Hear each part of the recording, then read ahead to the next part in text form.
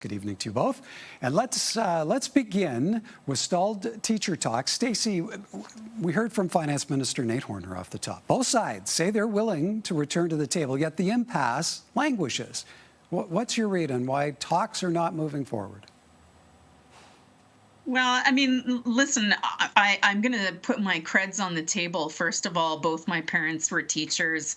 I have a strong degree of support and respect for everything that teachers do in the complex classrooms that they now teach in. So I wanted to lay that out there first and foremost.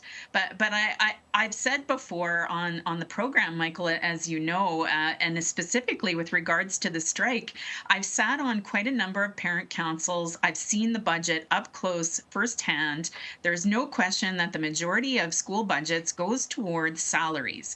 But I would say the most important product that schools have, other than educating our children, is the teachers they put in the classroom. So that is very much a good investment. What I'm not hearing really from either side are the things like desks in classrooms and shelves for band rooms and repairs for bathrooms or leaky roofs. I mean, a lot of the aging schools require some capital investment from that front.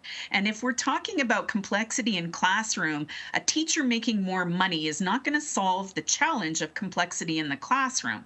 And I'm a little concerned that the ATA will not reveal what their magic number is for salaries, because that's the only thing I'm hearing. And a couple of weeks ago when I was on the show, I said this is a surefire way to make sure that parents aren't going to be super supportive of the effort if this turns into just about salaries.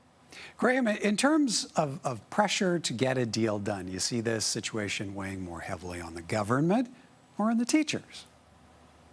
And the teachers. I think that Stacey is right.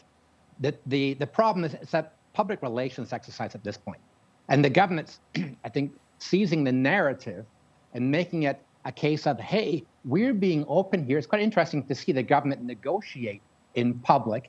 And the teachers are saying, well, look, we have some numbers. We're not willing to discuss our numbers. The government's saying, well, here's our number. And we're being reasonable here. So I think there's a lot of pressure right now on the teachers because the government is seizing the narrative to set them up as the good guys in this. And the government's saying, look, we will hire 3,000 teachers over 3 years. Of course, they're not explaining how they'll do it. The Premier's been asked about that. I don't know what her answer actually was. It doesn't seem to make sense in terms of how will they find 3,000 teachers in 3 years. Now, the teachers, again, are not giving the number when it comes to wages. And this is a problem. And you need the support of the parents. This is an issue for the parents. And I've lived through the teacher strike 2002.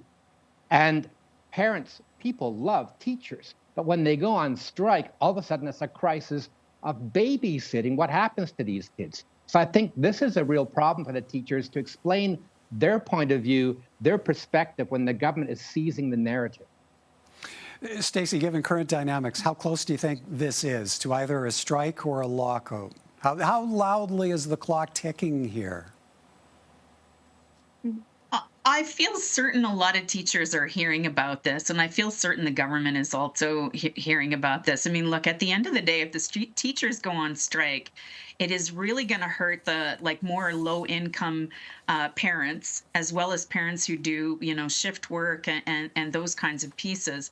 And so, I mean, I'm concerned from a number of different angles, right? Like our kids have just lived through COVID, and they're still catching up now post-COVID, and then to have to deal with this kind of strike. If you're in elementary school and you're a parent, you're dealing with childcare issues. If you're a parent of a kid that's starting into high school, arguably some of the most important years ahead that are going to determine where a kid might go after high school, and grades are really important. Like, this could be a real detriment to those kids in sort of grade 10, grade 11, and grade 12. So I'm really hoping that the teachers can get past this and at least go and sit down at the table with the government and start a conversation. We all know in real life that when we negotiate online or over text and these kinds of things, there is always something lost lost in translation and in communication. The only surefire way to make sure that one another's side is hearing each other and what they want is if they get back together personally in a room, real people, real conversations. All right. Next up for us, the Smith government has revised its school library book ban with an updated policy the minister says will prevent misinterpretation. Our concern from the very beginning, as was brought to our attention, was always around the really explicit and visual depictions of sexual activity that we had seen in some of these novels that were brought to our attention. Classic literary material stays in school libraries as it should. The government says books in schools with images and illustrations of a sexually explicit nature will not be allowed. However, written descriptions of sex are okay. Minister Nicoletti says the changes were made in response to the Edmonton Public Board planning to pull hundreds of books from its shelves. Graham, what do you make of the government boiling this down to the element of visuals? How much clarity does that bring to the chaos of the original book ban? Yeah, I think the key word here is chaos. This was not well thought out. The government is trying to find a solution to a problem that doesn't exist. This is an issue for the very, the right wing, the fringe element. I'll call them that. Parents for Choice is one group that's pushing for this. This was not an issue with most people. And also the school boards each had their own way of dealing with this. And the government's making it sound like, kids in kindergarten were giving access to these graphic novels depicting, sexual content. No, that wasn't the case. But the government's created this problem. They brought it out, created chaos. And the school board, Edmonton School Board, pushed back. And of course, Premier called it vicious compliance. I guess she means malicious compliance, meaning that they took things to an nth degree. And this became an international story. And then the government tried to say, give us a few hours, we'll change it. Well, then, days later, they announced a news conference last Friday, and then canceled that, had one yesterday. I listened to it. And there's a lot of confusion still as to why the government is doing this. But when it comes to this issue, yes, no more graphic, depictions. But the problem for the government now is they're allowing the written descriptions, and that's got the right-wing groups upset, saying, they're letting all this smut. They're calling it pornography because the government's calling pornography. It is not pornography if it's in a classic book. It's out of context. So this is an issue the government has brought on itself needlessly. Okay, so Stacey, how do you see this revised order answering to all the controversy that came with the list of banned books generated by the Edmonton Public Board? Is this as simple as a misunderstanding of what the government was initially trying to do? Well, I'd love to know what communications firm advised the Edmonton School Board on their course of action, because I thought it was quite clever from a communications perspective. And it did what it intended, which was to give the government pause to reflect, granted with a lot of international attention to it. And the government did reflect. And so if I was going to say something positive about this, it shows that the government is not too proud that it can't back down from an original position and make it more palatable. And so let me just throw out this statistic, and I did this survey. The government put out a survey to parents who have students in the K-12 system to solicit their opinion on this. And at the end of the day, 43% of 37,000 parents said we'd like to have some measure of control over content, like we think that's worthwhile to take a look at. 50% said leave it as is, don't touch it. But if you look at that data, that's telling you that the government has actually tapped into a real parental anxiety. Whether that anxiety is real or false does not matter, because it's there. And that's what parents are seeing. Now, a lot of parents will also tell you in the same breath that they think that the more objectionable content is coming from online sources, which I wholeheartedly agree. I think that our children have access to a number of very inappropriate places and spaces to find content. And school libraries, for me, is generally not one of those places. Now, does that mean these kinds of things shouldn't be looked at, and to make sure that there's not books and content falling through the cracks that elementary school students are getting access to? Perhaps. But I think that this is just a little bit more nuanced than it is black and white. Members of Prime Minister Carney's federal Liberal caucus have been filtering into Edmonton the past 2 days. The capability frontier starts with the researchers and the academics. Alberta's first artificial intelligence minister, Evan Solomon, in a fireside chat at Alberta's Machine Intelligence Institute Monday, ahead of the Liberal caucus holding 3 days of meetings in Edmonton, mapping out plans for the fall sitting before Parliament resumes next week. Stacey, first, what's to be made of the PM bringing his caucus to Edmonton? Is there a message to be read into that?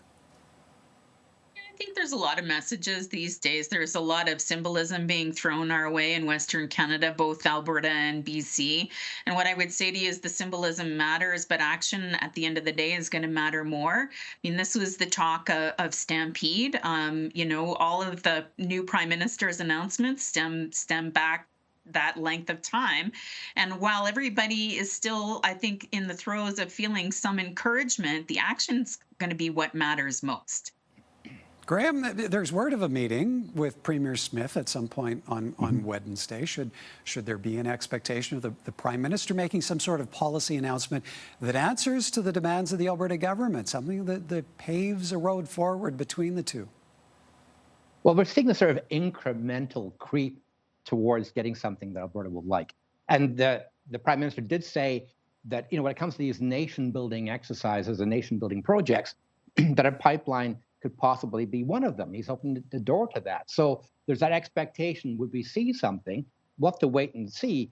But there's definitely, and Stacey is right, when it comes to the symbolism, you've got, of course, the government announcing the major projects office is going to be located in Calgary. We have the caucus meeting this week. And you've got the sense that Carney is trying to build bridges with Alberta. It doesn't mean they're going to get more seats next election as a case of trying to build bridges. And the thing is, Carney is not a liberal. He's not I think he's got more in common with Stephen Harper than he does, of course, with Justin Trudeau. He's a red Tory, a progressive conservative, and he's got a lot more in common with the Premier of Alberta now than Justin Trudeau ever did. So yes, they're meeting. Of course, the thing is, when Justin Trudeau would come to town, there was no meeting between the two, between Trudeau and Smith, and they'd each blame each other for that. This time around, there's a lot more open door policy, it seems, between Carney and Smith than we ever saw in the past with the Trudeau Liberals. But yeah, so it does raise that expectation, doesn't it? They're going to meet. Is something coming out of it? We'll have to wait and see, because it's always a case of, another door opens, another door opens. We haven't really got to the finish line yet. But it does seem to indicate that the federal Liberals are willing a lot more to deal with Alberta on issues like energy than previous Liberal governments. Stacey, to pick up on that, and as well as your point earlier, the PM has been hinting at a short list of initial projects, things like ports, housing. Is this caucus retreat the time to be making announcements? Should we hear something from Mark Carney before the week is out? Well, I mean, he's been making announcements on some of the other subjects. I mean, he's got ministers that are making announcements on things like housing as well as other topics. I mean, energy is complicated, right? And I mean, my understanding is not a whole lot of companies have stepped forward to say, yeah, I'll build a pipeline. Because what's missing so far in this whole equation is cutting some of the regulations that hamstring companies from being able to build these kinds of major projects. It's no small thing to build a pipeline. And a lot of the regulations that the previous Liberal government put in have really tied hands. So I think until we see some movement on the regulatory front, I'm not sure you're going to see a whole bunch of volunteers standing up to build major projects. And so I think, Mr. Carney is smart, at least on that front, because I've started to see him reference cutting regulations in terms of, the upcoming budget in October and finding savings and making investments, but also cutting regulations. So he's doing a very good job at stringing us along, but eventually the rubber's going to hit the road, and he's going to have to make some concrete announcements that are going to, really show us he's serious. All right, Graham, all of 30 seconds, if that. Okay. How does this retreat then set up for the start of the showdown with Pierre Poilievre in the House? Well, we'll see. The budget's coming out. They promised us a budget this fall. That's going to be really, really interesting, because you got Carney talking about cutting government spending. that's going to be interesting to see how they actually handle that, because you start cutting government spending, people start to complain. They want government to cut costs, but don't cut my job, don't cut my program that I rely on. So it's an interesting balancing act, but they're going to have to do something, and that budget's going to be key to showing where Carney and the federal Liberals under him are headed. All right. We'll leave it there. Appreciate your time this evening. Good to see you both. Thank you. Nice to see you both.